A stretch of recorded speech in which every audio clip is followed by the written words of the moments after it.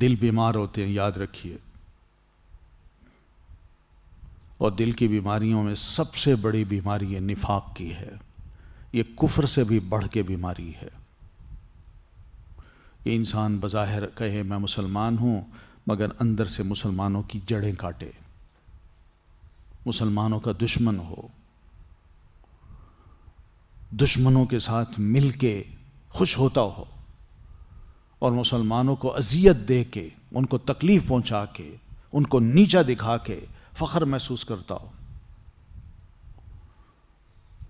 بیماری صرف یہی نفاق کی ہے اور کچھ نہیں.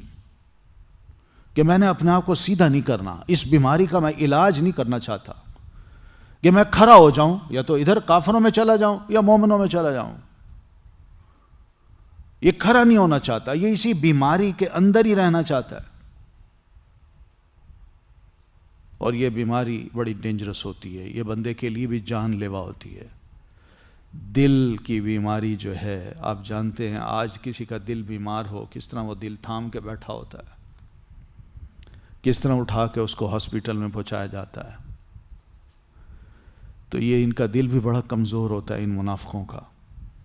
ہر وقت یہ ڈر ہوتا ہے ان کو کہیں دھر نہ لیے جائیں، میرے راز کہیں پتہ نہ چل جائیں دوسرے کو.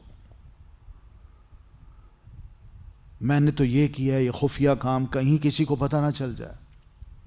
ہر وقت ان کا دل مطمئن نہیں ہوتا، بیمار ہی بیمار رہتے ہیں.